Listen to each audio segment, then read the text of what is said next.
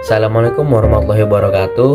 Saya Muhammad Raffi Akbar Al-Ghazali dari kelas 2E dengan NIM belakang 103. Pada kali ini saya akan menjelaskan materi dari kelompok saya, yaitu tentang ilmu hadis. Yang tentunya ini adalah suatu tugas UAS untuk memenuhi nilai tugas UAS. Nah, jadi pada materi hadis ini adalah yaitu hadis menurut bahasa itu artinya baru, dan secara bahasa juga bisa diartikan dengan ucapan, perkataan, perbuatan ataupun cerita. Nah, di sini hadis menurut istilah dari ahli hadis ini adalah ma udhifu ila Nabi sallallahu alaihi wasallam min qaulin au fi'lin au taqririn au sifatin. Artinya, segala yang disandarkan kepada Nabi Shallallahu Alaihi Wasallam, baik berupa ucapan, perbuatan, takrir, atau sifat beliau. Nah, di sini ada beberapa potongan dari hadis tersebut. Yang pertama itu dari kata innama. Kata innama ini adalah merupakan adat dari yang didasarkan oleh niat. Jadi kata innama ini juga menunjukkan bahwa nilai dari suatu amal ini juga bergantung pada niatnya gitu. Jadi apapun dari niat kita di dunia ini untuk melakukan segala sesuatu itu juga tergantung pada niatnya, dan Allah menilai itu. Nah, lalu kata al-a'malu. Kata al-a'malu ini adalah merupakan sebuah bentuk dari perbuatan kita gitu. Jadi perbuatan ini tuh baik secara ibadah maupun aktivitas sehari-hari. Apapun yang kita lakukan di dunia ini itu merupakan segala bentuk dari perbuatan ya. Dan tentunya juga ini didasari oleh niat. Lalu ada kata biniyati.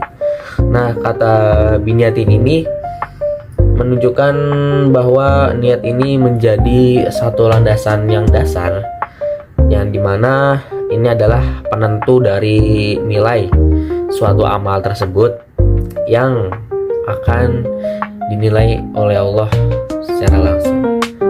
Jadi ini merupakan sebuah landasan dari niat. Nah, ini juga sebagai penentu nilai dari sisi Allah juga, tergantung amal perbuatan kita. Lalu ada wa inna ma kulli imri'in manu. Ini adalah setiap orang yang memperoleh balasan sesuai dengan niatnya. Itu tergantung, entah itu niatnya karena Allah Subhanahu wa taala atau niatnya karena dunia. Jadi bisa dikatakan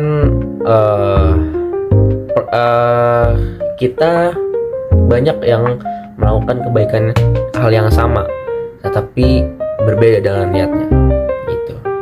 Lalu di sini ada kandungan dari hadis tersebut. Yang pertama itu niat. Niat itu merupakan dasar utama dari perbuatan. Jadi setiap amal perbuatan itu pasti didasari dengan niat, entah baik ataupun buruk. Nah, lalu dari niat itu, niat dari suatu amal itu di sisi Allah itu ditentukan oleh niatnya. Itu sudah pasti ya. Lalu amal yang tampak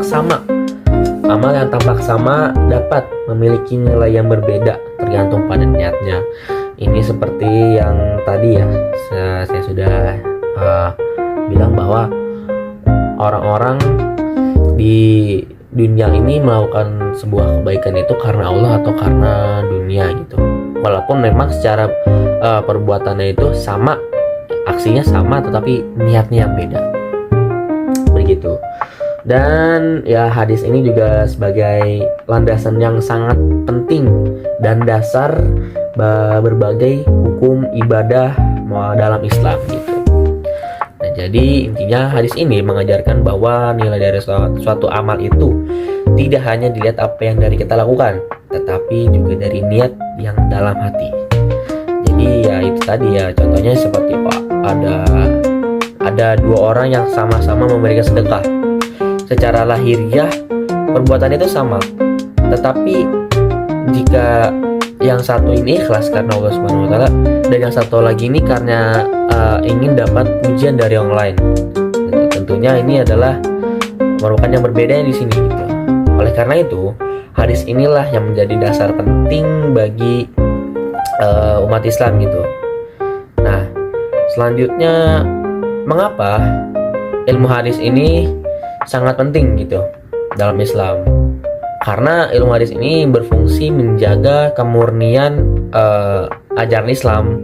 Tanpa adanya ilmu hadis, siapapun bisa mengaku bahwa suatu ucapan ini berasal dari Nabi, yang padahal itu belum tentu benar.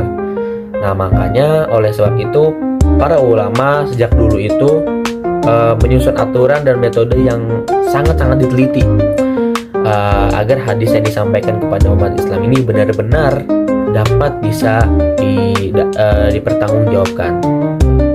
Nah, mungkin cukup sekian dari materi yang saya paparkan untuk memenuhi nilai tugas UAS. Ya, kurang lebihnya mohon maaf atas segala ucapan saya. Terima kasih. Wassalamualaikum warahmatullahi wabarakatuh.